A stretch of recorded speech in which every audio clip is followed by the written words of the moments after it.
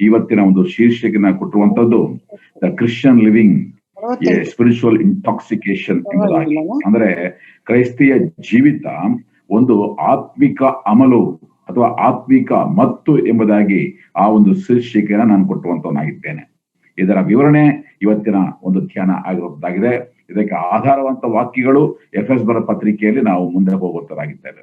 ಈ ಒಂದು ಎಫೆಸ್ ಬರೆದ ಪತ್ರಿಕೆ ನಾವು ಆಲೋಚನೆ ಮಾಡುವಾಗ ಇದನ್ನ ನಾವು ಈ ರೀತಿ ಹೇಳುತ್ತೇವೆ, it is the queen of epistles ಎಂಬುದಾಗಿ. ಅಂದ್ರೆ ಪತ್ರಿಕೆಗಳ ರಾಣಿ ಎನ್ನುವಂತ ಒಂದು ಹೆಸರು ಕೊಟ್ಟಿರುವಂತದ್ದು ಈ ಒಂದು ಎಫೆಸ್ ಬರೆದ ಪತ್ರಿಕೆಗೆ. ಯಾಕಂತಂದ್ರೆ ಈ ಎಫೆಸ್ದವರಿಗೆ ಬರೆದ ಪತ್ರಿಕೆಯಲ್ಲಿ ಮೊದಲ 3 ಅಧ್ಯಾಯಗಳಲ್ಲಿ ಒಂದು ಕ್ರೈಸ್ತಿಯ ಜೀವಿತ ಹೇಗಿರ್ಬೇಕಿರುವಂತ ಒಂದು ಬೋಧನೆ ನೋಡುವಂತರಾಗಿದ್ವಿ. Teaching about the Christian living. ಮೊದಲ 3 ಅಧ್ಯಾಯಗಳಲ್ಲಿ ನಾವು ಕ್ರೈಸ್ತಿಯ ಜೀವಿತ ಹೇಗಿರ್ಬೇಕೆಂಬುದಾಗಿ ನೋಡುತ್ತೇವೆ. ಅನಂತರ ಬರುವಂತ ಇನ್ನು 3 ಅಧ್ಯಾಯಗಳಲ್ಲಿ ದ ಪ್ರಾಕ್ಟಿಕಲ್ ಕ್ರಿಶ್ಚಿಯನ್ ಲಿವಿಂಗ್, ಅಂದ್ರೆ ನಾವು ಕಲಿತಂತ ಸತ್ಯಗಳನ್ನ ಹೇಗೆ ನಮ್ಮ ಅನುದಿನದ ಜೀವಿತದಲ್ಲಿ ನಾವು ಅಳವಡಿಸಿಕೊಳ್ಳಬೇಕು ಎನ್ನುವಂತ ಸತ್ಯತೆಗಳನ್ನ ನಾವು ನೋಡುವಂತವರಾಗಿದ್ದೇವೆ. ಇದನ್ನ ಕುರಿತಾಗಿ ಆಲೋಚನೆ ಮಾಡುವಾಗ 4ನೇ ಅಧ್ಯಾಯವನ್ನ ನೀವು ಆಲೋಚನೆ ಮಾಡುವಾಗ 4 ಮತ್ತು 5ನೇ ಅಧ್ಯಾಯದ ಸ್ವಲ್ಪ ಭಾಗದಲ್ಲಿ ನಾವು ಯಾವ ರೀತಿಯಾದಂತ ಜೀವಿತವನ್ನ ಜೀವಿಸಬಾರದು, ಹೌ ನಾಟ್ ಟು ಲಿವ್, ಹೇಗೆ ಇಂತಹ ಒಂದು ಜೀವಿತವನ್ನ ಜೀವಿಸಬಾರದೆಂಬುದಾಗಿ ನಾವು ನೋಡುತ್ತೇವೆ. ಅನಂತರದಲ್ಲಿ 5ನೇ ಅಧ್ಯಾಯಕ್ಕೆ ನಾವು ಬರುವಾಗ ಹೌ ಟು ಲಿವ್, ಹೇಗೆ ಜೀವಿಸಬೇಕು, ಮೊದಲನೇದಾಗಿ ಹೇಗೆ ಜೀವಿಸಬಾರದು, ಅನಂತರದಲ್ಲಿ ಹೇಗೆ ಜೀವಿಸಬೇಕು ಎನ್ನುವಂತ ಸತ್ಯವನ್ನು ಕೂಡ ನೋಡುತ್ತೇವೆ. ಅದಾದ ನಂತರ ಅದೇ 5ನೇ ಅಧ್ಯಾಯದಲ್ಲಿ ನಾವು ಮುಂದುವರೆದ ಹಾಗೆ ನೋಡುವಂತ ವಿಷಯ ಸಂಬಂಧಗಳ ಕುರಿತಾಗಿ. ಗಂಡ ಹೆಂಡತಿಯ ಸಂಬಂಧ ಹೇಗಿರ್ಬೇಕು, ತಂದೆ ತಾಯಿ ಮತ್ತು ಮಕ್ಕಳ ಕೌಟುಂಬಿಕ ಜೀವಿತ ಸಂಬಂಧ ಹೇಗಿರ್ಬೇಕು, ಯಜಮಾನನಿಗೂ ಒಬ್ಬ ಸೇವಕನಿಗೂ ಸಂಬಂಧ ಹೇಗಿರ್ಬೇಕು, ಸೇವಕನಿಗೂ ಮತ್ತು ಯಜಮಾನಿಗೂ ಸಂಬಂಧ ಹೇಗಿರ್ಬೇಕು ಎನ್ನುವಂತ ಅನೇಕ ಸಂಗತಿಗಳನ್ನ 5ನೇ ಅಧ್ಯಾಯದಲ್ಲಿ ಮತ್ತು 6ನೇ ಅಧ್ಯಾಯದ ಪ್ರಾರಂಭದಲ್ಲಿ ನೋಡುತ್ತೇವೆ. ಅನಂತರದಲ್ಲಿ 6ನೇ ಅಧ್ಯಾಯದ 10ನೇ ವಾಕ್ಯಕ್ಕೆ ನಾವು ಮುಂದುವರೆದ ಹಾಗೆ ನಾವು ನೋಡುವಂತದ್ದು ಒಂದು ವಿಶ್ವಾಸಿಯ ಆತ್ಮಿಕವಂತ ಯುದ್ಧ, the spiritual warfare of A Christian. ನೋಡ್ರಿ, ಹಂತವಾಗಿ ನಾವು ಹೇಗೆ ಜೀವಿಸಬಾರದು, ಹೇಗೆ ಜೀವಿಸಬೇಕು, ನಮ್ಮ ಸಂಬಂಧಗಳು ಹೇಗಿರ್ಬೇಕು, ಇವುಗಳನ್ನ ಕಲಿಸಿದ ನಂತರ ಬರುವಂತದ್ದೇ ಆತ್ಮಿಕವಂತ ಒಂದು ಯುದ್ಧ. ಇದಕ್ಕೆ ಕೇಂದ್ರವಾಗಿ ನಾವು ನೋಡುವಂತ ಒಂದು ಸಂಗತಿ ಆ ಒಂದು ಎಫೆಸ್ ಬರೆದ ಪತ್ರಿಕೆ 5ನೇ ಅಧ್ಯಾಯದಲ್ಲಿ. ಈ ಎಫೆಸ್ ಬರೆದ ಪತ್ರಿಕೆ 5ನೇ ಅಧ್ಯಾಯದಲ್ಲಿ ನಾವು ಹೇಗೆ ಜೀವಿಸಬೇಕು ಎನ್ನುವಂತ ಸಂಗತಿಯನ್ನು ನಾವು ಗ್ರಹಿಸಿಕೊಂಡಾಗ ಮಾತ್ರವೇ ನಮ್ಮ ಸಂಬಂಧಗಳು ಸರಿಯಾಗಿರುವಂತದ್ದಾಗಿದೆ. ನಮ್ಮ ಸಂಬಂಧಗಳು ಸರಿಯಾಗಿದ್ದಾಗ ಮಾತ್ರವೇ ನಮ್ಮ ಆತ್ಮೀಕ ಯುದ್ಧದಲ್ಲಿ ನಾವು ಜಯ ಸಾಧಿಸುವುದಕ್ಕೆ ಸಾಧ್ಯ. ಹೇಗೆ ನಾವು ಜೀವಿಸಬೇಕೆಂಬುದನ್ನೇ ನಾವು ಕಲಿಯದೆ ಹೋದರೆ ನಮ್ಮ ಸಂಬಂಧಗಳು ಸರಿಯಾಗಿರುವುದಿಲ್ಲ. ಆತ್ಮಿಕ ಯುದ್ಧದಲ್ಲಿ ಕೂಡ ಸೋತು ತಲೆ ತಗ್ಗಿಸಿ ಅವಮಾನದಿಂದ ತಲೆ ತಗ್ಗಿಸುವಂತ ಒಂದು ಹೀನಾಯನವಾದಂತ ಒಂದು ಸ್ಥಿತಿಗೆ ಬರುವಂತವರಾಗಿದ್ದೇವೆ. ಆದ್ರಿಂದಲೇ ಈ 5ನೇ ಅಧ್ಯಾಯದ ಇವತ್ತು ನಾವು ಕಲಿಯುವಂತ ಒಂದು ಪ್ರಮುಖವಾದಂತಹ ಸಂಗತಿ ನಾವು ಪ್ರತಿಯೊಬ್ಬರು ಕೂಡ ಆಲೋಚನೆ ಮಾಡಬೇಕಂತ ಸಂಗತಿ ಬಂದಿದ್ದೇವೆ. ದಯವಿಟ್ಟು ನನ್ನ ಜೊತೆಯಲ್ಲಿ ಎಫೆಸ್ ಬರೆದ ಪತ್ರಿಕೆ 5ನೇ ಅಧ್ಯಾಯ ವಚನ 18, 19, 20, 21 ವಾಕ್ಯ ನಮ್ಮ ಚಿರಪರಿಚಿತವಾದಂತ ವಾಕ್ಯ ಭಾಗ. The book of Ephesians chapter 5 versus from 18 to 21 ಇವುಗಳನ್ನ ನಾವು ಧ್ಯಾನಿಸುವಂತರಾಗಿದ್ದೇವೆ. ದಯವಿಟ್ಟು ನಾನು ಓದ್ತೇನೆ, ಗಮನಿಸಿ. ಮದ್ಯಪಾನ ಮಾಡಿ ಮತ್ತರಾಗಬೇಡಿರಿ, ಅದರಿಂದ ಪಟಿಂಗತನವು ಹುಟ್ಟುತ್ತದೆ. ಆದರೆ ಪವಿತ್ರಾತ್ಮ ಭರಿತರಾಗಿದ್ದು ಕೀರ್ತನೆಗಳಿಂದಲೂ ಆತ್ಮ ಸಂಬಂಧವಾದ ಪದಗಳಿಂದಲೂ ಒಬ್ಬರಿಗೊಬ್ಬರು ಮಾತಾಡಿಕೊಳ್ಳುತ್ತಾ ನಿಮ್ಮ ಹೃದಯಗಳಲ್ಲಿ ಕರ್ತನೆಯ ಗಾನ ಮಾಡುತ್ತಾ ಕೀರ್ತನೆ ಹಾಡುತ್ತಾ ಯಾವಾಗ್ಲೂ ಎಲ್ಲಾ ಕಾರ್ಯಗಳಿಗೋಸ್ಕರ ನಮ್ಮ ಕರ್ತನಾದ ಯೇಸು ಕ್ರಿಸ್ತನ ಹೆಸರಿನಲ್ಲಿ ತಂದೆಯಾದ ದೇವರಿಗೆ ಸ್ತೋತ್ರ ಮಾಡುತ್ತಾ ಕ್ರಿಸ್ತನಿಗೆ ಭಯಪಡುವವರಾಗಿದ್ದು ಒಬ್ಬರಿಗೊಬ್ಬರು ವಿನಯವುಳ್ಳವರಾಗಿ ನಡೆದುಕೊಳ್ಳಿರಿ. ಇವತ್ತಿನ ನನ್ನ ಕೇಂದ್ರ ಒಂದು ಪ್ಯಾಸೇಜ್ ಇದೇ ಆಗಿರೋದಾಗಿದೆ. ನನ್ನ ಪ್ರಿಯ ದೇವ ಜನರೇ, ಇದರಲ್ಲಿ ನಾವು ನೋಡುವಂತಹ ಒಂದು ಸಂಗತಿ, ಪರಿಶುದ್ಧಾತ್ಮನು ನಮಗೆ ಕಲಿಸುವಾಗ ಅನೇಕ ಉದಾಹರಣೆ ಕೊಟ್ಟು ಕಲಿಸುವಂತವನಾಗಿದ್ದಾನೆ. ಕಾಗೆಯ ಮುಖಾಂತರವಾಗಿ ಪಾಠ ಕಲಿಸುವಂತವನಾಗಿದ್ದಾನೆ, ಕತ್ತೆಯ ಮುಖಾಂತರವಾಗಿ ಪಾಠ ಕಲಿಸುವಂತವನಾಗಿದ್ದಾನೆ, ಇರುವೆಯ ಬಳಿಗೆ ಹೋಗಿ ಕಲಿತುಕೋ ಎಂಬುದಾಗಿ ಇರುವೆ ಬಳಿಗೆ ಕಲಿಸುವಂತವನಾಗಿದ್ದಾನೆ, ಹಾಗೆ ಆಕಾಶದ ಪಕ್ಷಿಗಳನ್ನ ನೋಡಿ ಪಾಠ ಕಲಿಸುವಂತವನಾಗಿದ್ದಾನೆ, ಅಡವಿಯ ಹುಲ್ಲಿನ ಮುಖಾಂತರವಾಗಿ ಮತ್ತೆ ಬೀಜನ ಬಿತ್ತುವಂತ ರೈತರ ಮುಖಾಂತರವಾಗಿ, ಓಡುವಂತ ಓಟಗಾರನ ಮುಖಾಂತರವಾಗಿ, ಹಾಗೆಯೇ ಸೈನಿಕರ ಮುಖಾಂತರವಾಗಿ, ಈ ರೀತಿಯಾಗಿ ಹಲವಾರು ವ್ಯಕ್ತಿಗಳನ್ನ, ಪ್ರಾಣಿಗಳನ್ನ ಆಧಾರವಾಗಿ ತೆಗೆದುಕೊಂಡು ಅವುಗಳ ಮುಖಾಂತರವಾಗಿ ನಮಗೆ ಪಾಠವನ್ನ ಕಲಿಸುವಂತವನಾಗಿದ್ದಾನೆ. ಆದ್ರೆ ಈ ಭಾಗದಲ್ಲಿ ಬಹಳ ಒಂದು ವಿಭಿನ್ನವಾದ ರೀತಿಯಲ್ಲಿ ದೇವರ ಆತ್ಮನ ಮಟ್ಟಿಗೆ ಮಾತಾಡುವಂತವನಾಗಿದ್ದಾನೆ. ಪ್ರಾರಂಭದ ದಿನಗಳಲ್ಲಿ ಇದನ್ನ ಧ್ಯಾನ ಮಾಡುವಾಗ ಇದನ್ನ ಸ್ವಲ್ಪ ಕಷ್ಟಕರವಾಗಿ ನಂಗೆ ಕಾಣ್ತಾ ಇತ್ತು. ಯಾಕಂದ್ರೆ ಈ ಭಾಗದಲ್ಲಿ ಪರಿಶುದ್ಧಾತ್ಮನ ಕುರಿತಾಗಿ ಕಲಿಯುವುದಕ್ಕೋಸ್ಕರವಾಗಿ ಒಬ್ಬ ಕುಡುಕನನ್ನ ಮುಂದೆ ಇಟ್ಟು ಅವನ ಮುಖಾಂತರ ಪಾಠವನ್ನ ಕಲಿಸ್ತಾ ಇದ್ದಾನೆ. ದ ಡ್ರಂಕರ್ಡ್, ಒಬ್ಬ ಕುಡುಕನನ್ನ ನಾನು ಮುಂದೆ ಇಟ್ಟು ಕಲಿಸ್ತಾ ಇದ್ದಾನೆ. ನಾ ಇದ್ರ ಆಲೋಚನೆ ಮಾಡಿ, ಏನು ದೇವರೇ, ಎಷ್ಟೆಲ್ಲಾ ಎಕ್ಸಾಂಪಲ್ಸ್ ಇದೆ, ಅದನ್ನೆಲ್ಲ ಬಿಟ್ಟು ಒಬ್ಬ ಕುಡುಕನನ್ನ ಇಟ್ಕೊಂಡು ಅವನ ಮುಖಾಂತರವಾಗಿ ನೀನು ಕಲಿಸುವಂತದ್ದು ಏನಿದೆ ಎಂಬುದಾಗಿ ಆಲೋಚನೆ ಮಾಡ್ತಾ ಇದ್ದೆ. ಆದರೆ ಇದರ ಕುರಿತಾಗಿ ನಾನು ದೀರ್ಘವಾಗಿ ಧ್ಯಾನ ಮಾಡುವಂತ ಸಮಯದಲ್ಲಿ ನಿಜವಾಗಿ ಕೂಡ ಇದಕ್ಕಿಂತ ಒಂದು ಉತ್ತಮವಾದಂತಹ ಉದಾಹರಣೆ ನಮಗೆ ಬೇರೆ ಇನ್ಯಾವುದು ಕೂಡ ಸಿಗುವುದಿಲ್ಲ. ಆದ್ರಿಂದ ಇಲ್ಲಿ ನಾವು ನೋಡುವಂತ ಒಂದು ಕೇಂದ್ರವಾದಂತಹ ಒಂದು ಸಂಗತಿ, the filling of the Holy Spirit, ಆತ್ಮ ಭರಿತರಾಗುವಂಥದ್ದು. 19ನೇ ವಾಕ್ಯ, ಪವಿತ್ರಾತ್ಮ ಭರಿತರಾಗಿದ್ದು. ಇವತ್ತಿನ ನನ್ನ ಸಬ್ಜೆಕ್ಟ್ ಅದೇನಾಗಿರುತ್ತದೆ, ಪರಿಶುದ್ಧಾತ್ಮ ಭರಿತರಾಗಿರುವಂತದ್ದನ್ನ ಇಲ್ಲಿ ದೇವರಾತ್ಮನೇ ಉಪಯೋಗಿಸುವಂತ ಕುಡುಕುತನಕ್ಕೆ, ಅಂದ್ರೆ ಒಬ್ಬ ಕುಡಿದು ಮತ್ತನಾಗುವಂಥದ್ದಕ್ಕೆ ಹೋಲಿಸಲ್ಪಟ್ಟಿರುವಂತದ್ದು ಪರಿಶುದ್ಧಾತ್ಮನ ಒಂದು ತುಂಬಿಸುವಿಕೆ. ನಾವು ನೋಡುತ್ತೇವೆ 18ನೇ ವಾಕ್ಯದಲ್ಲಿ, ಮದ್ಯಪಾನ ಮಾಡಿ ಮತ್ತರಾಗಬೇಡ್ರಿ, ಕುಡುಕುತನದ ಬಗ್ಗೆ ಮಾತಾಡ್ತಾನೆ. ಅನಂತರದಲ್ಲಿ ನೋಡುತ್ತೇವೆ, ಅದರಿಂದ ಪಟಿಕತನ ಹುಟ್ಟುತ್ತದೆ, ಆದರೆ ಪವಿತ್ರಾತ್ಮ ಭರಿತರಾಗಿರ್ರಿ. ಈ ಎರಡನ್ನ ಕೂಡ ನಾವು ಈಗ ಜೊತೆಯಾಗಿ ಇಟ್ಟುಕೊಂಡು ನಾವು ಧ್ಯಾನ ಮಾಡಬೇಕಾಗಿದೆ. ಆದ್ರಿಂದ ಇದಕ್ಕೆ ಮುಂದಿನ ಧ್ಯಾನಕ್ಕೆ ಹೋಗುವುದಕ್ಕಿಂತ ಮುಂಚೆ ಈ ಪವಿತ್ರಾತ್ಮ ಭರಿತರಾಗುವುದು ಅಂದ್ರೆ ಏನು ಎಂಬುದ ವಿಷಯವಾಗಿ 5 ಪ್ರಮುಖವಾದಂತಹ ಸತ್ಯತೆಗಳನ್ನ ನಾವು ಕಂಡುಕೊಳ್ಳಬೇಕಾಗಿದೆ. ಈ 5 ಬೇಸಿಕ್ ಟ್ರೂತ್, ಈ 5 ಮೂಲಭೂತವಾದಂತಹ ಸತ್ಯತೆಗಳನ್ನ ನಾವು ಗ್ರಹಿಸಿಕೊಂಡಾಗ ನಮಗೆ ಈ ಒಂದು ಧ್ಯಾನ ಬಹಳ ಸುಲಭವಾಗಿ ಅರ್ಥ ಆಗುವಂತದ್ದಾಗಿದೆ. ಮೊದಲನೇದಾಗಿ, the filling of the Holy Spirit ಅಂದ್ರೆ ಏನು ನೋಡುವಾಗ, it is different from the baptism or the indwelling of the Holy Spirit. ಪರಿಶುದ್ಧಾತ್ಮನಿಂದ ತುಂಬಿಸಪಡುವಂಥದ್ದು ಪರಿಶುದ್ಧಾತ್ಮನ ಅಭಿಷೇಕ ಅಲ್ಲ, ಅಥವಾ ಪರಿಶುದ್ಧಾತ್ಮನ ಹೊಂದಿಕೊಳ್ಳುವುದಲ್ಲ. ಯಾಕಂದ್ರೆ ಪರಿಶುದ್ಧಾತ್ಮನ ಅಭಿಷೇಕ ಅಥವಾ ಪರಿಶುದ್ಧಾತ್ಮನ ಹೊಂದಿಕೊಳ್ಳುವಂಥದ್ದು ಒಬ್ಬ ವ್ಯಕ್ತಿ ಯಾವಾಗ ಯೇಸು ಕ್ರಿಸ್ತನನ್ನ ಸ್ವಂತ ರಕ್ಷಕನಾಗಿ ಒಡೆಯನಾಗಿ ಅಂಗೀಕಾರ ಮಾಡಿಕೊಳ್ಳುತ್ತಾನೋ ಆ ದಿನದಲ್ಲಿಯೇ ಅವನು ಆತ್ಮನ ಅಭಿಷೇಕ ಅವನಿಗೆ ಆಗಿದೆ, ಪರಿಶುದ್ಧಾತ್ಮನ ಅವನಿಗೆ ಕೊಡಲ್ಪಟ್ಟಿದ್ದಾನೆ.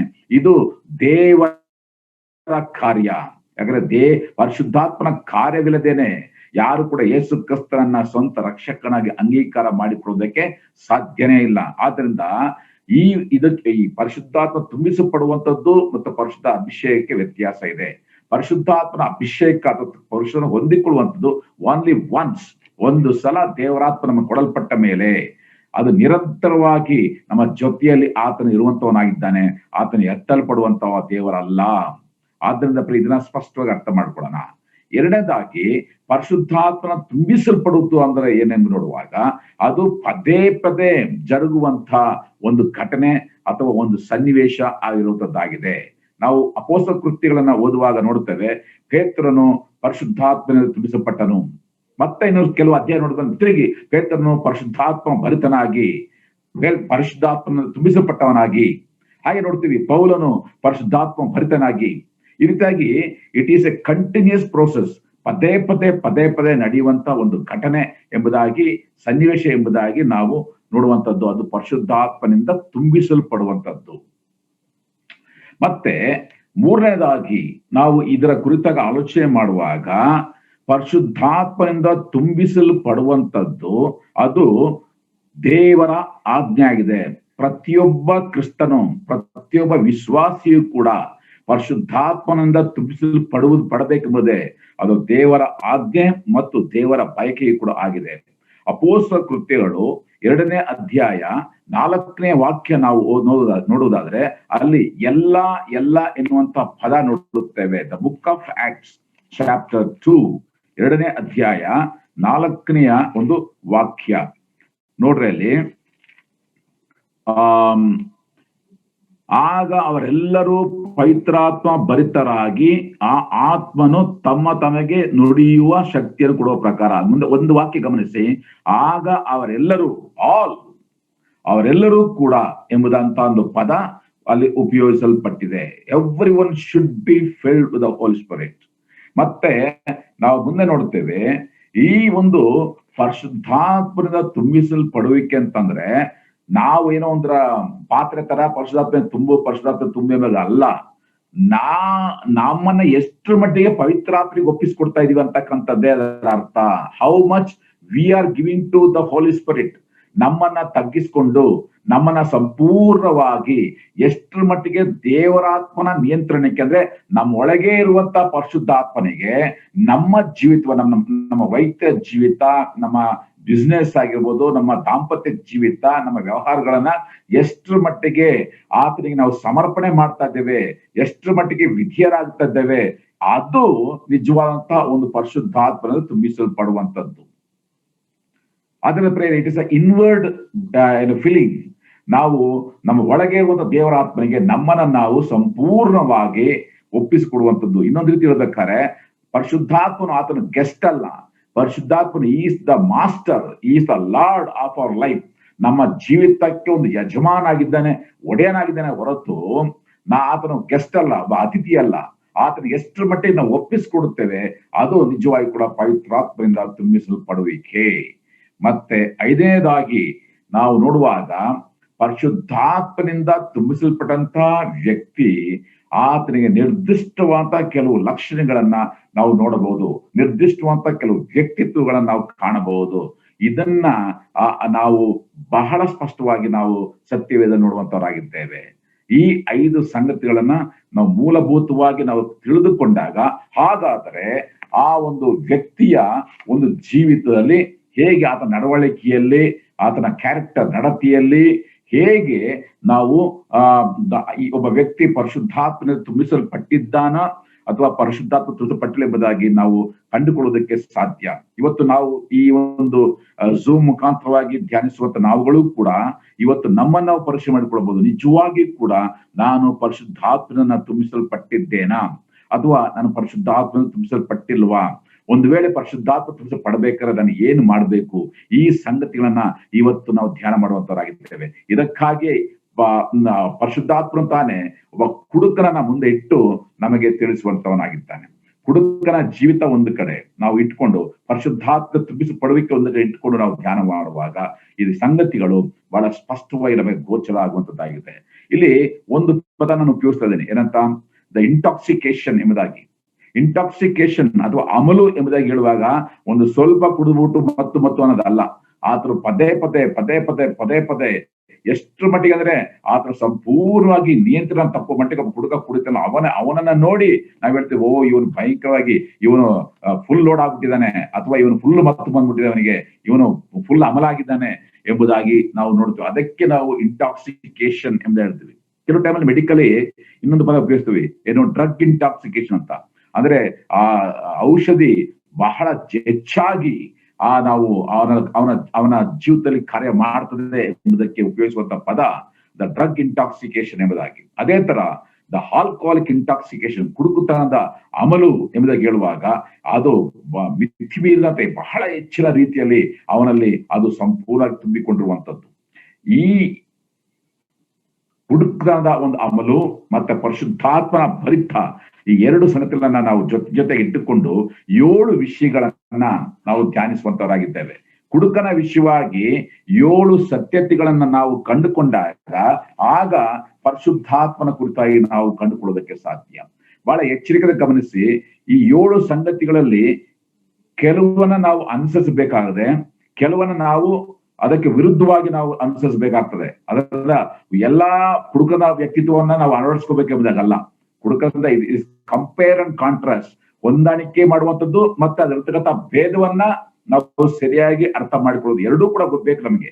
ಹೊಂದಾಣಿಕೆ ಯಾವ್ದ್ರಲ್ಲಿ ನಾವು ಹೊಂದಾಣಿಕೆ ಮಾಡಬಹುದು, ಯಾವ್ದ್ರಲ್ಲಿ ನಾವು ಭೇದವಾಗಿ ನಾವು ಆಲೋಚನೆ ಮಾಡಬಹುದು, ಈ ಎರಡನ್ನೂ ಕೂಡ ನಾವು ಕಲಿತಾಗ ಮಾತ್ರವೇ ಸ್ಪಷ್ಟವಾಗಿ ನಮಗೆ ಸತ್ಯಗಳು ಗೋಚರವಾಗ್ತದಾಗಿದೆ. ಹಾಗಾದರೆ ಮೊದಲನೇದಾಗಿ ನಾವು ಈ ಕುಡುಕನ ಮುಖಾಂತರವಾಗಿ ಕಲಿಯುವಂತ ಮೊದಲ ಸಂಗತಿ ಯಾವುದಂತಂದ್ರೆ, the drunkard will have a sense of, ಆತನಿಗೆ ಒಂದು ತನ್ನ ಸುಖದ ಒಂದು ಅನುಭವ ಅವನಿಗಾಗುವಂತದ್ದಾಗಿದೆ. ಕುಡಿಯೋದಕ್ಕೂ ಮುಂಚೆ ಒಂದ್ ವೇಳೆ ಅವನಿಗೆ ನೋವಿರ್ಬೋದು, ಎಲ್ಲಾದ್ರೂ ಕುಡಿಯೋಕ್ಕೂ ಮುಂಚೆ ಅವನಿಗೆ ಯಾವ್ದಾದ್ರು ದುಃಖ ಇದಿರ್ಬೋದು, ವೇದನೆ ಇದಿರ್ಬೋದು, ಜಿಗುಪ್ಸೆ ಇರ್ಬೋದು. ಆದ್ರೆ ಕುಡಿದ ತಕ್ಷಣವೇ ಅವನಿಗೆ ಆ ನೋವು ಹೋಗಿ ಆ ದುಃಖ ಎಲ್ಲ ಪರಿಹಾರವಾಗಿ ಏನೋ ಒಂದು ರೀತಿಯ ಸುಖದ ಅನುಭವಕ್ಕೆ ಅವನು ಬರುವಂತವನಾಗಿದ್ದಾನೆ.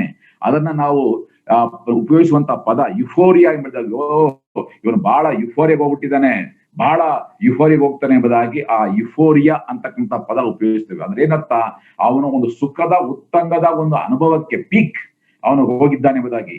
ಅವನು ಹೆಂಗೆಂದರೆ, ನಾನೇ ಸುಖದಲ್ಲಿದೆ, ನನಗಿಂತ ಸುಖವಾಗಿರುವಂತವನು ಯಾರು ಕೂಡ ಇಲ್ಲ ಅಂತಕ್ಕಂಥ ಒಂದು ಅನುಭವಕ್ಕೆ ಆತನು ಹೋಗುವಂತವನಾಗಿದ್ದಾನೆ. ಆ ಒಂದು ಆನಂದವನ್ನ ಅವನು ಅನುಭವಿಸುವಂತವನಾಗಿದ್ದಾನೆ. ನನ್ನ ಪ್ರಿಯ ದೇವಜನ, ಇದು ಶಾಶ್ವತ ಅಲ್ಲ ಕುಡುಕನಿಗೆ. ಅಲ್ಲ, ಕುಡುಕುತಂದ ಸಮಯದಲ್ಲಿ ಆ ಕುಡುಕಿನ ನಿಮಿತ್ತವಾಗಿ, ಇಂಟಾಕ್ಸಿಕೇಶನ್ ನಿಮಿತ್ತವಾಗಿ ಆ ಒಂದು ಅನುಭವ ಹೋಗ್ತಾನೆ. ಒಂದು ಸಲ ಮತ್ತು ಅಮಲು ಕಡಿಮೆ ಆಗ್ತಾ ತಿರುಗಿ ಯಥಾಸ್ಥಿತಿ ಬರ್ತಾನೆ, ಅಥವಾ ಇನ್ನೂ ಕೂಡ ಅದಕ್ಕಿಂತಲೂ ಕೂಡ ಹೀನವಾದ ಸ್ಥಿತಿಗೆ ಹೋಗ್ತಾನೆ. ಆದರೆ ಈಗ ಆಲೋಚನೆ ಮಾಡ್ರಿ, ಪರಿಶುದ್ಧಾತ್ಮದಿಂದ ತುಂಬಿಸಲ್ಪಟ್ಟಿರುವಂತ ವ್ಯಕ್ತಿ ಸದಾ ಕಾಲವೂ ಕೂಡ ಆನಂದವಾಗಿರುವಂತವನಾಗಿದ್ದಾನೆ. The first thing, his joy and his happiness is eternal. ಅದು ನಿರಂತರವಾದದ್ದು, ಅದು ದೈವಿಕವಾದದ್ದು, ಅದು ಕ್ರಿಸ್ತನಿಂದಲೇ ಕೊಡಲ್ಪಟ್ಟಿರುವಂತ ಒಂದು ಆನಂದ. ಅದನ್ನ ಯಾವ ಸಂಗತಿಯು ಕೂಡ ನಮ್ಮಿಂದ ತೆಗೆದು ಹಾಕುವುದಕ್ಕೆ ಸಾಧ್ಯ ಇಲ್ಲ. ಅಂಥ ಒಂದು ಆನಂದವನ್ನ ಆತನು ಕೊಡುವಂತವನಾಗಿದ್ದಾನೆ. ನನ್ನ ಪ್ರಿಯ ದೇವಜನರೇ, ಯೋಹಾನನ ಬರೆದ ಸುವಾರ್ತೆ 15ನೇ ಅಧ್ಯಾಯ 11ನೇ ವಾಕ್ಯವನ್ನು ನೋಡ್ರಿ. ನನ್ನಲ್ಲಿರುವ ಆನಂದವು ನಿಮ್ಮಲ್ಲಿಯೂ ಇರಬೇಕೆಂತಲೂ ಮತ್ತು ನಿಮ್ಮ ಆನಂದವು ಪರಿಪೂರ್ಣವಾಗಿರ್ಬೇಕಂತಲೂ ಇದನ್ನೆಲ್ಲ ನಿಮಗೆ ಹೇಳಿದ್ದೇನೆ ಎಂಬುದಾಗಿ ಯೇಸು ಸ್ವಾಮಿ ಹೇಳುವಂತಹ ಮಾತನ್ನ ನೋಡುತ್ತೇವೆ. ಹಾಗೆಯೇ ಅಪೊಸ್ತಲರ ಕೃತ್ಯಗಳು 2ನೇ ಅಧ್ಯಾಯ 13ನೇ ವಾಕ್ಯವನ್ನ ಧ್ಯಾನಿಸುವಾಗ ಅಲ್ಲಿ ಬರೆಯಲ್ಪಟ್ಟ ಸತ್ಯತೆ ಹೀಗಿದೆ. ಕೆಲವರು ಇವರು ಮದ್ಯಪಾನ ಮಾಡಿ ಮತ್ತರಾಗಿದ್ದಾರೆ ಎಂದು ಹಾಸ್ಯ ಮಾಡಿದ್ರು ನೋಡ್ರಿ. ಅವರು ಪವಿತ್ರಾತ್ಮನ ತುಂಬಿಸಲ್ಪಟ್ಟವರಾಗಿ ಆನಂದದಿಂದ ಇರುವಂತ ಸಮಯದಲ್ಲಿ, ಕರ್ತರನ್ನ ಆರಾಧನೆ ಮಾಡುವಂತ ಸಮಯದಲ್ಲಿ ನೋಡಿದಂತ ವ್ಯಕ್ತಿಗಳು ಇವರು ಕುಡಿದಿದ್ದಾರೆ ಎಂಬುದಾಗಿ ಹೇಳ್ತದ್ರು. ಅನಂತರ ನಾವು ನೋಡ್ತೀವಿ ಅದೇ 14ನೇ 15ನೇ ವಾಕ್ಯದಲ್ಲಿ ಪೇತ್ರ ಹೇಳ್ತಾನೆ, ಈಗ ಬೆಳಗ್ಗೆ ಇನ್ನು 9 ಗಂಟೆ, ಇವರು ಕುಡಿದು ಮತ್ತರಾಗಿಲ್ಲ, ಅವ್ರ ಆತ್ಮದಿಂದ ತುಂಬಿಸಲ್ಪಟ್ಟವರಾಗಿ ಮತ್ತರಾಗಿದ್ದಾರೆ. That is the feeling of the Holy Spirit. ಆ ಒಂದು ಆನಂದ, ದ ಜಾಯ್.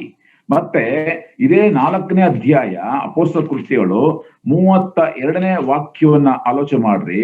ನಂಬಿದ್ದ ಮಂಡಳಿಯವರ ಹೃದಯವೂ ಪ್ರಾಣವೂ ಒಂದೇ ಆಗಿತ್ತು.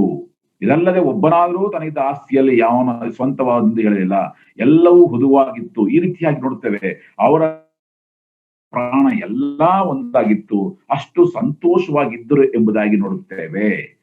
ಅದೇ ಅಪೊಸ್ತಲರ ಕೃತ್ಯಗಳು 13ನೇ ಅಧ್ಯಾಯ 52ನೇ ವಾಕ್ಯದಲ್ಲಿ ನಾವು ಹೀಗೆ ನೋಡುತ್ತೇವೆ. ಕೊನೆಯ ವಾಕ್ಯ, ಶಿಷ್ಯರಾದರೂ ಸಂತೋಷ ಪೂರ್ಣರು, ಪವಿತ್ರಾತ್ಮ ಭರಿತರು ಆದರು. ಅಷ್ಟು ಸಂತೋಷ, ಅಷ್ಟು ಆನಂದ ಅವರಲ್ಲಿತ್ತು. ಫಿಲಿಪ್ಪಿ ಬರೆದ ಪತ್ರಿಕೆ 4ನೇ ಅಧ್ಯಾಯ 4ನೇ ವಾಕ್ಯದಲ್ಲಿ ಯಾವಾಗಲೂ ಸಂತೋಷರಿ, ಯಾವಾಗಲೂ ಕರ್ತನಲ್ಲಿ ಸಂತೋಷರಿ, ಸಂತೋಷ ಪಡ್ರಿ ಎಂಬುದಾಗಿ ತಿರುಗಿ ನಿಮಗೆ ಹೇಳುತ್ತೇನೆ. ಇಂಥ ಒಂದು ಆನಂದ, ನನ್ನ ಪ್ರಿಯ ದೇವಜನರೇ, ನಮಗೆ ಕಾಯಿಲೆಗಳು ಬರ್ಬೋದು, ಕಷ್ಟಗಳು ಬರ್ಬೋದು, ನಷ್ಟಗಳು ಆಗ್ಬೋದು. ಆದ್ರೆ ಇವೆಲ್ಲವೂ ಕೂಡ ಕ್ರಿಸ್ತನಿಂದ ನಮ್ಗೆ ದೊರೆತಂತಹ ಆನಂದವನ್ನ ತೆಗೆದು ಹಾಕುವುದಕ್ಕೆ ಸಾಧ್ಯತೆ ಇಲ್ಲ. ಒಬ್ಬ ವಿಶ್ವಾಸಿ ಯಾವಾಗಲೂ ಕೂಡ ಇಂಥ ಆನಂದವನ್ನ ಅನುಭವಿಸುವಂತವನಾಗಿರ್ತಾನೋ, ಆಗ ನಾವು ಹೇಳ್ಬೋದು ನಿಜವಾಗಿ ಕೂಡ ಇವನು ಪರಿಶುದ್ಧಾತ್ಮನಿಂದ ತುಂಬಿಸಲ್ಪಟ್ಟಿದ್ದಾನೆ, ಪರಿಶುದ್ಧಾತ್ಮ ಭರಿತನಾಗಿದ್ದಾನೆ. ನನ್ನ ಪ್ರಿಯ ದೇವಜನರೇ, ದಯವಿಟ್ಟು ಗಂಭೀರವಾಗಿ ಆಲೋಚನೆ ಮಾಡ್ರಿ. ಇಂಥ ಒಂದು ಆನಂದ ನಮ್ಮಲ್ಲಿದೆಯಾ? ಪರಿಶುದ್ಧಾತ್ಮ ತುಂಬಿಸಲ್ಪಟ್ಟಿದ್ದೇವೆ, ಪರಿಶುದ್ಧಾತ್ಮ ಭರಿತರಾಗಿದ್ದೇವೆ ಎಂಬುದಾಗಿ ಹೇಳ್ತೇವಲ್ಲ, ಇಂಥ ಆನಂದ ಇವತ್ತು ನಮ್ಮಲ್ಲಿ ಇದೆಯಾ? ಕ್ರೈಸ್ತ ಕುಟುಂಬಗಳಲ್ಲಿ ಇವತ್ತು, ಕ್ರೈಸ್ತ ಸಹೋದರ ಸಭೆಗಳಲ್ಲಿ ಇವತ್ತು ನಾಯಿಗಳಂತ ಕಚ್ಚಾಡ್ಕೊಂಡು, ನಾಯಿಗಳಂತ ಕಿತ್ತಾಡ್ಕೊಂಡು ನಾವು ಆತ್ಮನಿಂದ ತುಂಬಿಸಲ್ಪಟ್ಟಿದೆ ಎಂಬುದಾಗಿ ಹೇಳುವಂತವರಾಗಿದ್ದಲ್ಲ, ನಮಗೆ ಸ್ವಲ್ಪನೂ ನಾಚಿಕೆ ಇಲ್ವಾ? ಕ್ರೈಸ್ತ ಕುಟುಂಬಗಳಲ್ಲಿ ಇವತ್ತು ಎಲ್ಲಿದೆ ಆನಂದ? ಸಹೋದರ ಸಭೆಗಳಲ್ಲಿ, ಎಷ್ಟೋ ಸಭೆಗಳಲ್ಲಿ ಇವತ್ತು ಎಲ್ಲಿದೆ ಆನಂದ? ಆನಂದವನ್ನ ಕಳ್ಕೊಂಡಿದ್ದೇವೆ. ಆನಂದ ಎಂಬುದಾಗಿ ಹೇಳಿದ್ರೆ ಏನಂತಾನೆ ಗೊತ್ತಿರುವಂತ ಸ್ಥಿತಿ ಹೋಗ್ತಾ ಇದ್ದೇವೆ. ಇಂಥ ಸ್ಥಿತಿಯಲ್ಲಿ ನಾವು ಪರಿಶುದ್ಧಾತ್ಮ ತುಂಬಿಸಲ್ಪಟ್ಟಿದ್ದೇವೆ, ಪರಿಶುದ್ಧಾತ್ಮ ತುಂಬಿಸಲ್ಪಟ್ಟಿದ್ದೇವೆ ಎಂಬುದಾಗಿ ಹೇಳುವಾಗ ನಮ್ಮನ್ನ ನಾವೇ ಮೋಸಪಡಿಸಿಕೊಳ್ತಾ ಇದ್ದೇವೆ. ಮತ್ತು ಪ್ರಿಯ ಬೋಧಕರೇ, ನಾವು ಮತ್ತೊಬ್ಬರನ್ನು ಕೂಡ ಮೋಸ ಮಾಡ್ತಾ ಇದ್ದೇವೆ. ಇವತ್ತು ಅನೇಕ ಸಹೋದರ ಸಭೆಗಳು ಕೊಳತು ನಾರ್ತಾ ಇದೆ, ದುರ್ವಾಸನೆ ಆಗಿದೆ. ಹೊಟ್ಟೆ ಕಿಚ್ಚು, ಹಗೆತನ, ಸೇಡು, ದ್ವೇಷ, ಒಬ್ಬರ ಮುಖ ಒಬ್ಬರು ನೋಡ್ತಾ ಇಲ್ಲ. ಇಂಥ ಹೀನವಾದ ಪರಿಸ್ಥಿತಿಯಲ್ಲಿ ಜೀವಿಸುವಂತ ನಾವುಗಳು ಪರಿಶುದ್ಧಾತ್ಮನ ತುಂಬಿಸಲ್ಪಟ್ಟಿದೆ ಎಂಬುದಾಗಿ ಹೇಳ್ತೀವಲ್ಲ, ಅದು ಯಾವ ನ್ಯಾಯ? ಯಾವಾಗ ಯೇಸು ಕ್ರಿಸ್ತನಲ್ಲಿ ಕಂಡಂತ ಆನಂದವು ಇವತ್ತು ನಮ್ಮ ಕುಟುಂಬಗಳಲ್ಲಿ, ನಮ್ಮ ಸಭೆಯಲ್ಲಿ ಕಾಣುವಂತದ್ದಾಗಿದೆಯೋ, ಆಗ ನಾವು ಹೇಳ್ಬೋದು, ಹೌದು, ನಾವು ಪರಿಶುದ್ಧಾತ್ಮದಿಂದ ತುಂಬಿಸಲ್ಪಟ್ಟಿದ್ದೇವೆ. ಒಂದಲ್ಲ ಎರಡಲ್ಲ, ಇವತ್ತು ಅನೇಕ ಸಹೋದರ ಸಭೆಗಳಲ್ಲಿ ನಿಜವಾದ ದೈವಿಕ ಆನಂದ ಕಾಣ್ತಾ ಇಲ್ಲ. ಇವತ್ತು ಅನೇಕ ಕ್ರೈಸ್ತ ಕುಟುಂಬಗಳಲ್ಲಿ ನಿಜವಾದ ದೈವಿಕ ಆನಂದ ಕಾಣ್ತಾ ಇಲ್ಲ. ಮೊದಲನೆಯ ಗುರುತು the joy in the Lord. ಕುಡುಕನಿಗೆ ಹೋಲಿಸಿ ನೋಡುವಾಗ ನೋಡ್ರಿ ಎಷ್ಟು ಸ್ಪಷ್ಟವಾಗಿ ದೇವರಾತ್ಮ ಹೇಳ್ತಾನೆ, ಅವನು ಅಷ್ಟರ ಮಟ್ಟಿಗೆ ಸುಖಾನುಭವದಲ್ಲಿದ್ದಾನೆ, ಆನಂದದಲ್ಲಿದ್ದಾನೆ. ಇವತ್ತು ಪರಿಶುದ್ಧಾತ್ಮ ತುಂಬಿಸಲ್ಪಟ್ಟಿರುವಂತಹ ವಿಶ್ವಾಸಿಗಳ ಜೀವಿತಗಳಲ್ಲಿ ಆ ನಿಜವಾದ ಆನಂದ ಕಾಣ್ತಾ ಇಲ್ಲ. ಇವತ್ತು ಸಭೆಗಳಲ್ಲಿ ಅಂತ ಒಂದು ಆನಂದ ಕಾಣ್ತಾ ಇಲ್ಲ. ಎರಡನೇದಾಗಿ ನಾವು ನೋಡುವಂತ ಎರಡನೆಯ ಒಂದು ಗುರುತು, the drunkard is recognised by his face. ಒಬ್ಬ ಕುಡುಕನ ನೀವು ಮುಖ ನೋಡಿದ್ರೆ ಸಾಕು ನಿಮ್ಗೆ ಗೊತ್ತಾಗುತ್ತದೆ ಇವನು ಕುಡಿದಾನ ಇಲ್ವಾ ಎಂಬುದಾಗಿ. ಆದ್ರಂದ್ರೆ ಒಂಥರ ನಾವು ನೋಡುವಾಗಲೇ ಅವನ ಮುಖದಲ್ಲಿ ಏನೋ ಕುಡಿದಂಗೆ ಕಾಣ್ತಾನೆ ಎಂಬುದಾಗಿ ಯು ಕ್ಯಾನ್ ರೆಕಗ್ನೈಸ್. ಮುಖ ಭಾವಗಳು ನಮಗೆ ಸ್ಪಷ್ಟವಾಗಿ ಗೊತ್ತಾಗ್ತದೆ, ಕುಡಿದೇನೋ ಕುಡಿದಿರುವಂತ. ಅವನು ಕುಡಿದಿಲ್ಲ ಅಂತ ಹೇಳಿದ್ರು ಕೂಡ ಅವನ ಮುಖ ಭಾವ ನಮಗೆ ತೋರ್ಪಡಿಸ್ಕೊಡ್ತದೆ ಪ್ರಿಯರೇ. ಇದು ಕುಡುಕನಿಗೆ ಸಂಬಂಧಪಟ್ಟಿದ್ದು. ಆದ್ರೆ ಅದೇ ರೀತಿ ಪವಿತ್ರಾತ್ಮ ತುಂಬಿಸಲ್ಪಟ್ಟಂತ ವ್ಯಕ್ತಿ ಕುರಿತ ನೋಡುವಾಗ ಮೋಶೆ ಜೀವಿತ ನೋಡ್ರಿ. ಮೋಶೆ ದೇವರೊಟ್ಟಿಗೆ 40 ದಿನ ಕಳೆದು ಆತನು ಬರುವಂತ ಸಮಯದಲ್ಲಿ ಅವನ ಮುಖವು ಪ್ರಜ್ವಲಿಸ್ತಾ ಇತ್ತು ಅಂತ ನೋಡುತ್ತೇವೆ. ಪ್ರಜ್ವಲಿಸ್ತಾ ಇತ್ತು ದ ಫೇಸ್. ಸ್ಟೇಫನ ನೋಡ್ರಿ, ಅಪೊಸ್ತಲ ಕೃತ್ಯಗಳು ನಾವು ನೋಡುವಾಗ 6ನೇ ಅಧ್ಯಾಯದಲ್ಲಿ ಸ್ಟೇಫನ ಮುಖ ದೇವದೂತನ ಮುಖದ ಹಾಗೆ ಪ್ರಜ್ವಲಿಸ್ತಾ ಇತ್ತು. ಪರ್ವತದ ಮೇಲೆ ಯೇಸು ಕ್ರಿಸ್ತನ ಪ್ರಕಾಶ ರೂಪ ಧರಿಸುವಾಗ ಆತನ ಮುಖ ಅಷ್ಟರ ಮಟ್ಟಿಗೆ ಬೆಳ್ಳಗಿತ್ತು, ಪ್ರಜ್ವಲಿಸ್ತಾ ಇತ್ತು ಎಂಬುದನ್ನು ನೋಡುತ್ತೇವೆ. ಮತ್ತೆ ಕೀರ್ತನೆಯ ಪುಸ್ತಕ ನಾವು 34ನೇ ಕೀರ್ತನೆ 5ನೇ ವಾಕ್ಯ ನೋಡುತ್ತೇವೆ. ಆತನನ್ನ ದೃಶ್ಯಿಸುವವರು, ಪ್ರಕಾಶವನ್ನ ಹೊಂದುವವರು, ಅವರ ಮುಖವು ಲಜ್ಜೆಯಿಂದ ಕೆಡುವುದೇ ಇಲ್ಲ. ಅಷ್ಟು ಪ್ರಕಾಶಮಾನವಾದಂತ ಒಂದು ಜೀವಿತ ಅವನ ಮುಖದಲ್ಲಿ ಎದ್ದು ಕಾಣುವಂತದ್ದಾಗಿದೆ. ಪರಿಶುದ್ಧಾತ್ಮ ತುಂಬಿಸಲ್ಪಟ್ಟ ವ್ಯಕ್ತಿಯ ಒಂದು ಲಕ್ಷಣ. ನನ್ನ ಪ್ರಿಯರೇ, ಇವತ್ತು ಸಭೆಗಳಿಗೆ ಬರುವಂತಹ ಸಮಯದಲ್ಲಿ ಅನೇಕರ ಮುಖಗಳು ಇಂಥ ಒಂದು ಸಂತೋಷ ಕಾಣ್ತಾ ಇಲ್ಲ. ಯಾಪ್ಮರ್ ಹಾಕೊಂಡು ಹರಳನ್ನೇ ಕುಡಿದವನಂಗೆ ಸಭೆಗಳಿಗೆ ಬರ್ತಾರೆ. ಹಾಡಿನಲ್ಲಿಯೂ ಆಸಕ್ತಿ ಇಲ್ಲ, ಆರಾಧನೆಯಲ್ಲಿಯೂ ಆಸಕ್ತಿ ಇಲ್ಲ, ಪ್ರಾರ್ಥನೆಯಲ್ಲಿಯೂ ಆಸಕ್ತಿ ಇಲ್ಲ, ಬೈಬಲ್ ಮೊದಲೇ ತರೋದಿಲ್ಲ, ತಂದ್ರು ಬೈಬಲ್ನ ತೆಗೆದು ಓದಲ್ಲ. ಪದೇ ಪದೇ ವಾಸ ಕೊಡ್ತಾರೆ, ಯಾವಾಗ ಮುಗಿತದಪ್ಪ ಹೋಗಾರ ಎಂಬುದಾಗಿ. ಎಷ್ಟು ಅಸಹ್ಯವಾದ ಒಂದು ಜೀವಿತ, ಪ್ರಜ್ವಲದ ಜೀವಿತ ಇರಬೇಕೆಂಬುದಾಗಿ ಕರ್ತನು ಬಯಸುವಾಗ ಇಂಥ ಒಂದು ನಿರಾಸಕ್ತಿಯ ಜೀವಿತ ನಾವು ಜೀವಿತವಲ್ಲ. ಯಾವ ನ್ಯಾಯ? ಆಸಕ್ತಿನೇ ಇಲ್ವಾ ನಮಗೆ? ಆರಾಧನೆಯಲ್ಲಿ ಆಸಕ್ತಿ ಇಲ್ಲ, ವಾಕ್ಯದಲ್ಲಿ ಆಸಕ್ತಿ ಇಲ್ಲ, ಪ್ರಾರ್ಥನೆಯಲ್ಲಿ ಆಸಕ್ತಿ ಇಲ್ಲ, ಏನೋ ಕಾಟಾಚಾರಕ್ಕೆ ಆ ಸಭೆಗೆ ಬರುವಂತಹ ಜೀವಿತ ನೋಡ್ತೇವಲ್ಲ. ಆದ್ರೆ ಇಲ್ಲಿ ನಾವು ನೋಡುತ್ತೇವೆ, ಪವಿತ್ರಾತ್ಮದಿಂದ ತುಂಬಿಸಲ್ಪಟ್ಟ ವ್ಯಕ್ತಿಯ ಮುಖ ಪ್ರಜ್ವಲಿಸ್ತಾ ಎಂದು ನೋಡುತ್ತೇವೆ. ಎರಡನೆಯ ಗುರುತು. ಮೂರನೆಯ ಗುರುತು ನಾವು ನೋಡುವಂತಹ ಸಮಯದಲ್ಲಿ the drunkard will have a characteristic smell. ಅವನಲ್ಲಿ ಒಂದು ವಾಸನೆ, ಅದು ಕುಡುಕನ ಬರೋದಲ್ಲ, ದುರ್ವಾಸನೆ ಬಿಡಿ. ಒಂದು ರಮ್ ವಾಸನೆ, ವಿಸ್ಕಿ ವಾಸನೆ, ಅಥವಾ ಎಂಡ ಸರಾಯಿ ವಾಸನೆ, ಗಬ್ಬು ವಾಸನೆ ಅಂತ ಹೇಳ್ಬೋದು, ಅಸಹ್ಯವಾದಂತ ವಾಸನೆ. ಆದ್ರೆ ಗೊತ್ತಾಗ್ತದೆ, ಓ ಇವನು ಕುಡಿದಿಲ್ಲ ಅಂತ ಹೇಳ್ಬಿಟ್ಟು ನಾವು ಇಮ್ಮಿಡಿಯೇಟ್ ನಮ್ಗೆ ಗೊತ್ತಾಗ್ತದೆ ಅವನು ಕುಡುಕ ಎಂಬುದಾಗಿ. ಮತ್ತೆ ಅವನ ಬ್ರೀದಿಂಗ್, ಅವನ ಸ್ಮೆಲ್ ಅಲ್ಲಿ, ಅದಕ್ಕೆ ಪೊಲೀಸರು ಹಿಡಿತಾರೆ, ಬಾಯಿ ತೆಗಿ ಉಫ್ಫಾನ್ ಎಂಬುದಾಗಿ. ಒಂದು ರೀತಿಯ ಗಬ್ಬು ವಾಸನೆ ಬರುವಂತದ್ದಾಗಿದೆ. ಇದು ಕುಡುಕನಿಗೆ ಸಂಬಂಧಪಟ್ಟಂತ ವಾಸನೆ. ಆದ್ರೆ ಪರಿಶುದ್ಧಾತ್ಮದಿಂದ ತುಂಬಿಸಲ್ಪಟ್ಟಂತ ವಿಶ್ವಾಸಿ ಸುಗಂಧ ವಾಸನೆ ಕೊಡುವಂತವನಾಗಿರ್ಬೇಕು. ಯೇಸು ಕ್ರಿಸ್ತನ ಕುರಿತಾಗಿ ಇದೇ ಈ ಎಫೆಸದ ಪತ್ರಿಕೆ ನಾವು 5ನೇ ಅಧ್ಯಾಯ 2ನೇ ವಾಕ್ಯದಲ್ಲಿ ಒಂದು ಮಾತು ನಾವು ಹೀಗೆ ನೋಡುತ್ತೇವೆ. ಕ್ರಿಸ್ತನ ಕುರಿತಾಗಿ ಹೇಳಲ್ಪಟ್ಟ ಮಾತು, ಕ್ರಿಸ್ತನು ನಿಮ್ಮನ್ನು ಪ್ರೀತಿಸಿ ನಮ್ಮೆಲ್ಲರಿಗೋಸ್ಕರ ತನ್ನನ್ನೇ ದೇವರಿಗೆ ಸುಗಂಧ ವಾಸನೆಯಾದ ಕಾಣಿಕೆಯಾಗಿಯೂ ಯಜ್ಞವಾಗಿಯೂ ಸಮರ್ಪಿಸಿದನು. ನೋಡಿದ್ರ, ಸುಗಂಧ ವಾಸನೆ ಅಂತ ಕಾಣಿಕೆಯಾಗಿ ಕ್ರಿಸ್ತನು ಅರ್ಪಿಸಿದನು. ಪೌಲನು ಕೂಡ ತನ್ನನ್ನ ಸುಗಂಧ ವಾಸನೆ ಸಮರ್ಪಿಸ್ತಾನೆ. ಪೌಲ ಹೇಳುತ್ತ ಮಾತು, ನೀವು ಕೂಡ ಜೀವನದ ಹುಟ್ಟಿ ಜೀವನ ಕೊಡುವಂತ ವಾಸನೆಯಾಗಿ, ಮರಣದ ಹುಟ್ಟಿ ಮರಣ ಕೊಡುವಂತ ಉಂಟು ಮಾಡುವಂತ ವಾಸನೆಯಾಗಿ ಇರಿರಿ. ಏನಿದೆ ಅರ್ಥ? ನಾವು ವಿ ಶುಡ್ ಅಟ್ರಾಕ್ಟ್ ಅದರ್ಸ್. ನಮ್ಮ ಜೀವಿತ ಇತರನ್ನ ಆಗಿರ್ಬೇಕು. ಇವರ ಜೀವಿತದ ಏನೋ ಒಂದು ವಿಶೇಷತೆ ಇದೆ, ಇವರಲ್ಲಿರುವಂತಹ ಸಂತೋಷ, ಇವರಲ್ಲಿರುವಂತಹ ಒಂದು ಸಂತೃಪ್ತಿ ನಮ್ಮಲ್ಲಿ ಕಾಣ್ತಾ ಇಲ್ಲ, ಇವರಲ್ಲಿರುವಂತಹ ಸಮಾಧಾನ ನಮ್ಮಲ್ಲಿ ಕಾಣ್ತಾ ಇಲ್ಲ. ಆದ್ರಿಂದ ನಾವು ಕೂಡ ಇದನ್ನ ಏನಂತ ತಿಳ್ಕೋಬೇಕು, ಇವರ ಹಾಗೆ ನಾವು ಆಗ್ಬೇಕು ಎನ್ನುವಂತ ಅಟ್ರಾಕ್ಷನ್ ಎದ್ದು ಕಾಣಬೇಕು. ಅದನ್ನ ಬಿಟ್ಟು ನಮ್ಮನ್ನ ಕಂಡ ತಕ್ಷಣ ಅನ್ಯರು ಒಂದ್ 3 ಮೈಲಿ ಓಡಂಗಿರ್ಬಾರ್ದು. ಅಯ್ಯೋ ಬಂದಪ್ಪ ತಲೆ ತಿನ್ನೋ ಪಾರ್ಟಿ, ಇವ್ನು ಯಾಕಾದ್ರೆ ಇವ್ರು ಬನ್ನೋ ಎಂಬುದಾಗಿ ಜನ ನಮ್ಮ ನೋಡಿ ಹೇಸಿಕೊಳ್ಳುವಂತ ಇರಬಾರ್ದು. ನಮ್ಮ ಜೀವಿತ ಜನ ನಮ್ಮ ನೋಡಿ ಆಕರ್ಷಿಸುವಂತ ಜೀವಿತ ಆಗಿರ್ಬೇಕು. ನಮ್ಮ ಜೊತೆ ಇನ್ನೂ ಸಮಯ ಕಳಿಬೇಕಿರುವಂತ ಆ ಒಂದು ತವಕ, ಆ ಒಂದು ಕಾತುರತೆ ಅವರಲ್ಲಿ ಎದ್ದು ಕಾಣಬೇಕು. ಯಾವ ರೀತಿ ಸುಗಂಧ ವಾಸನೆ ನಾನು ಕಂಡಾಗ ಇನ್ನೂ ಸ್ವಲ್ಪ ವಾಸನೆನ ಸವಿಬೇಕಿರುವಂತ ಅನುಭವ ಬರ್ತದೆ. ಆದ್ರೆ ಅದೇ ದುರ್ವಾಸನೆ ಕಂಡಾಗ ಮೊದಲು ಎದ್ದು ಓಡಬೇಡ ಅಂತ ಅನಿಸ್ತದೆ. ಆ ರೀತಿಯಾಗಿ ಇವತ್ತು ವಿಶ್ವಾಸಿಗಳು ಸುಗಂಧ ವಾಸನೆ ಹಾಕಿ ನಾವು ಇರುವಂತವರಾಗಿರಬೇಕೆ ಹೊರತು ಬೇರೆ ಯಾವುದೇ ರೀತಿಯ ಒಂದು ಅಸಹ್ಯವಂತ ಒಂದು ವಾಸನೆ ಹುಟ್ಟುವಂತ ಹೇಸಿಗೆ ಅಂತ ಜೀವಿತ ನಮ್ಮದಾಗಿರಬಾರ್ದು. ಇದು ನಾವು 3ನೇದಾಗಿ ಕಲಿಯುವಂತಹ ಸಂಗತಿ. ಇದು ಪರಿಶುದ್ಧಾತ್ಮ ತುಂಬಿಸಲ್ಪಟ್ಟ ವ್ಯಕ್ತಿ, he will attract the people always. 4ನೇದಾಗಿ, a drunkard can be detected by his walk. ಒಬ್ಬ ಕುಡುಕನ ನಡೆ ನಮ್ಗೆ ಚೆನ್ನಾಗಿ ಗೊತ್ತಿದೆ. ನಾವ್ ಹೇಳ್ತೀವಿ ಸಾಮಾನ್ಯವಾಗಿ, ನಮ್ಮ ನಾಡ ಭಾಷೆ ಹೇಳ್ತೀವಿ, ನೋಡಪ್ಪ ರಸ್ತೆ ಆಡ್ಕೊ ಬರ್ತಾರೆ ಎಂಬುದಾಗಿ. ರಸ್ತೆ ಆ ಕಡೆ ಈ ಕಡೆ ಆ ಕಡೆ ಆಡ್ಕೊ ಬರ್ತಾ ಕೆಲವು ಮೋರಿಲ್ ಬೀಳ್ತಾನೆ. ಅವನಿಗೆ ನಡತೆಯಲ್ಲಿ ಸ್ಥಿರತೆ ಇಲ್ಲ, ನಿಲ್ಲುವಂತ ಶಕ್ತಿ ಇಲ್ಲ. ಇದು ಕುಡುಕರ ನಡೆ. ಆದ್ರೆ ವಿಶ್ವಾಸಿಗಳೇ, ದೇವರಾತ್ರಿಯಿಂದ ತುಂಬಿಸಲ್ಪಟ್ಟಂತ ವ್ಯಕ್ತಿಯ ನಡೆ ಆ ರೀತಿಯಾಗಿರಬಾರದು.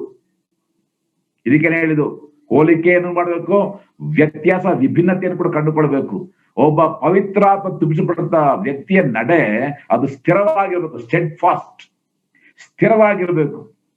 ಅಂತ ಸ್ಥಿರವಾದಂತ ಜೀವಿತ, ನಿಖರವಾದಂತ ಜೀವಿತ, ಗೊತ್ತು ಗುರಿ ಇರುವಂತ ಜೀವಿತ ಅವನದಾಗಿರ್ಬೇಕೇ ಹೊರತು ಯಾವುದೇ ಕುಡುಕರ ಹಾಗೆ ಇರಬಾರ್ದು. ಆ ಕಡೆಯಿಂದ ಆ ಕಡೆ ಅಲ್ಲಾಕೊಂಡು ಆ ಒಂದು ಹಡಗು ಆ ಕಡೆ ಈ ಕಡೆ ಹೋಯ್ತೆಂಬುದಾಗಿ ಯಾಕೊಬ್ರು ಹೇಳಿದ ರೀತಿಯಲ್ಲಿ ನಮ್ಮ ಜೀವಿತ ಇರಬಾರ್ದು. ಸ್ಥಿರವಾಗಿರ್ಬೇಕು. ನಮ್ಮ ಜೀವಿತ ಒಂದು ಶಿಷ್ಯತ್ವದ ಜೀವಿತ ಆಗಿರ್ಬೇಕು, ಡಿಸಿಪ್ಲೈನ್ ಲೈಫ್, ಒಂದು ಕ್ರಮಬದ್ಧವಾದ ಜೀವಿತ ಆಗಿರ್ಬೇಕು. ನೋಡ್ರಿ, ಯೋಬನ ಪುಸ್ತಕ 1ನೇ ಅಧ್ಯಾಯ 1ನೇ ವಾಕ್ಯದಲ್ಲಿ ನೋಡುವಾಗ ಬಹಳ ಒಂದು ವಿಶೇಷವಾದಂತ ಒಂದು ಮಾತನ್ನ ನಾವು ನೋಡುತ್ತೇವೆ. ನನಗೆ ಪದೇ ಈ ವಾಕ್ಯಕ್ಕೆ ಬಂದಾಗ ಬಹಳ ಗಂಭೀರವಾದ ರೀತಿಯಲ್ಲಿ ಆಲೋಚನೆ ಮಾಡ್ತಾನೆ. ದೇವರೇ, ಇಂತಹ ಒಂದು ಸಾಕ್ಷಿ ನಿಜವಾಗಿ ನಮ್ಮ ಕುರಿತಾಗಿ ಹೇಳೋದಕ್ಕೆ ಸಾಧ್ಯತೆ ಇದೆಯಾ ಎಂಬುದಾಗಿ. ನೋಡ್ರಿ, ಯೋಬನ ಪುಸ್ತಕ 1ನೇ ಅಧ್ಯಾಯ 1ನೇ ವಾಕ್ಯ, ಅವನು ದೇವರಲ್ಲೇ ಭಯಭಕ್ತಿಯುಳ್ಳವನಾಗಿ ಕೆಟ್ಟದ್ದನ್ನು ನಿರಾಕರಿಸುತ್ತಾ ನಿರ್ದೋಷಿಯು ಯಥಾರ್ಥ ಚಿತ್ತನು ಆಗಿದ್ದನು. ನಿರ್ದೋಷಿಯು ಯಥಾರ್ಥ ಚಿತ್ತನು ಆಗಿದ್ದನು. ಎಂಥ ಶ್ರೇಷ್ಠವಾದಂತ ಒಂದು ಸಾಕ್ಷಿ. ಮೋಶೆ ಕುರಿತಾಗಿ ಮಾತನಾಡುವಾಗ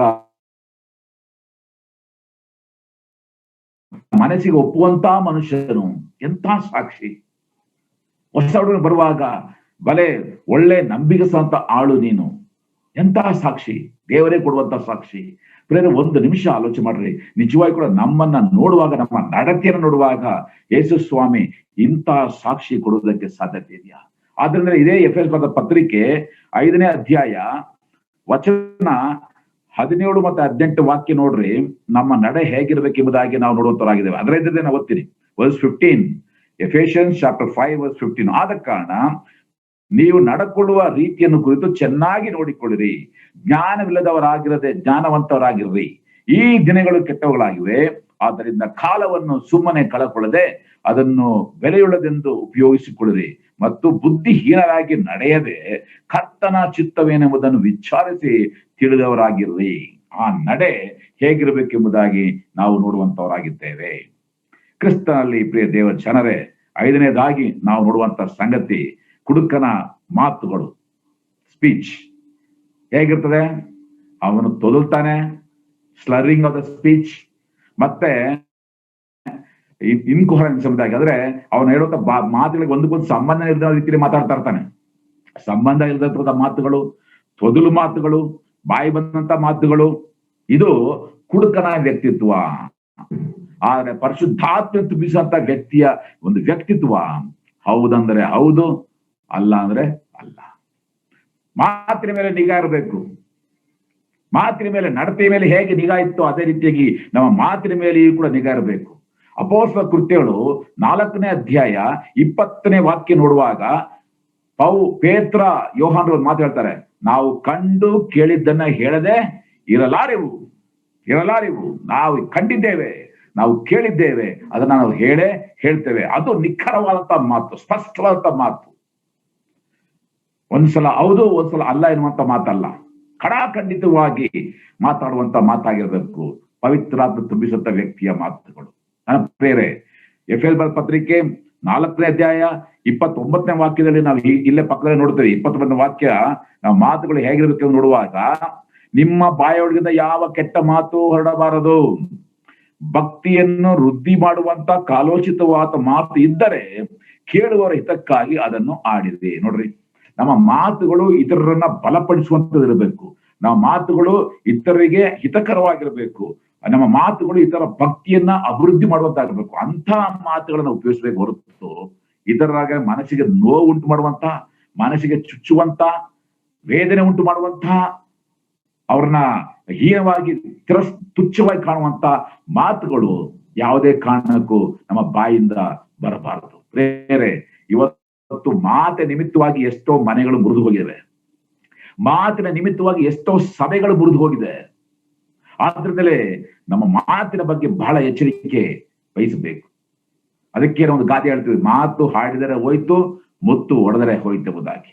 ಒಂದೊಂದು ಮಾತು ಕೂಡ ವಿಶ್ವಾಸಿ, ಪವಿತ್ರಾತ್ಮ ಭರಿತನಂತ ವಿಶ್ವಾಸಿ, ಅವನ ಮಾತುಗಳು ತೂಕ ಉಳ್ಳದಾಗಿ ಆಗಿರ್ಬೇಕು, ನಿಖರವಾಗಿರಬೇಕು, ಖಡಾಖಂಡಿತವಾದ ಮಾತುಗಳಾಗಿರ್ಬೇಕು. ಮತ್ತು ಯಾವುದೇ ಕಾರಣಕ್ಕೂ ಆತನ ಮಾತು ತಪ್ಪುವವನಾಗಿರಬಾರದು, ಮಾತು ತಪ್ಪದವನಾಗಿರ್ಬೇಕು, ಹೇಳಿದ ಮೇಲೆ ಅದರ ಪ್ರಕಾರ ನಡೆಯುವಂತವನಾಗಿರ್ಬೇಕು. ಇದು ಪವಿತ್ರಾತ್ಮದಿಂದ ತುಂಬಿಸುವಂತ ವ್ಯಕ್ತಿಯ ಒಂದು ಲಕ್ಷಣ ಇದಾಗಿರುವಂತದ್ದಾಗಿದೆ. 6ನೇದ ಸಂಗತಿ, a drunkard is not having any control over his actions. ಒಬ್ಬ ಕುಡುಕನಿಗೆ, ಮತ್ತು ಬಂದಂತ ಕುಡುಕನಿಗೆ ತನ್ನ ಯಾವುದೇ ಕಾರ್ಯಗಳಲ್ಲಿ ಅವನಿಗೆ ಸ್ವಸ್ಥತೆ ಅಥವಾ ನಿಯಂತ್ರಣ ಇರುವುದಿಲ್ಲ. ಬೇರೆ ನೀವು ಬೇಕಾದ್ರೆ ನೋಡ್ರಿ, ಕುಡುಕರನ್ನ ಏನೋ ಮಾಡಿರ್ತಾರೆ, ನೆಕ್ಸ್ಟ್ ಡೇ ಯಾಕ ಹಿಂಗ್ ಮಾಡ್ದಂದ್ರೆ, ಹೌದಾ ನಾನು ಹಿಂಗ್ ಮಾಡದ್ನ, ನಾನು ಹಿಂಗೆಲ್ಲ ಮಾತಾಡದ್ನ, ನಾನು ಹಿಂಗೆಲ್ಲ ಮಾಡದ್ನ. ಅವನಿಗೆ ಇದಿಲ್ಲ, ಏನು ಕಂಟ್ರೋಲ್ ಇಲ್ಲ. ನಾನು ಏನ್ ಮಾಡ್ತ ತನ್ನ ಕಾರ್ಯಗಳ ಮೇಲೆ ಯಾವುದೇ ರೀತಿಯಂತ ಒಂದು ಕಂಟ್ರೋಲ್ ಇಲ್ಲ. ಅಂತ ಒಂದು ಜೀವಿತ ನಾವು ನೋಡುವಂತವರಾಗಿದ್ದೇವೆ. ಒಂದು ಅನೇಕ ಉದಾಹರಣೆಗಳು ನಿಮ್ಮ ಜೀವಿತದಲ್ಲಿ ಎಷ್ಟೋ ಜನ ನೀವು ಕಂಡಿರ್ಬೋದು. ನಾನು ಒಂದು ಉದಾಹರಣೆ ಕೊಡಕ್ಕೆ ಇಷ್ಟಪಡ್ತೇನೆ. ಒಂದ್ಸಲ ಒಬ್ಬ ಕಾರ್ಪೊರೇಟರ್, ನನ್ನ ಸ್ನೇಹಿತರು, ಅವರು ನನ್ನ ಮನೆಗೆ ರೂಮ್ಗೆ ಬಂದು ರಿಕ್ವೆಸ್ಟ್ ಮಾಡಿ, ಸಾರ್ ಇವತ್ತು ಒಂದಿನ ನಿಮ್ಮ ಮನೇಲಿ ಮಲಗಿರ್ತೀನಿ, ಯಾಕಂದ್ರೆ ಕುಡಿದ್ಬಿಟ್ಟಿದ್ದೀನಿ, ಮನೆಗೆ ಹೋದ್ರೆ ಬೈತಾರೆ, ಅದಕ್ಕೆ ನಾನು ಇವತ್ತು ನಿಮ್ಮ ಮನೆಯಲ್ಲಿ ನಿಮ್ಮ ರೂಮಲ್ಲಿ ಇರ್ತೀನಿ ಎಂಬುದಾಗಿ ಹೇಳಿದ್ರು. ಸರಿ ಆಯ್ತು ಅಂತ ನಾನು ಒಪ್ಕೊಂಡೆ. ಅವ್ರು ಮಲಗಿಸಿದೆ.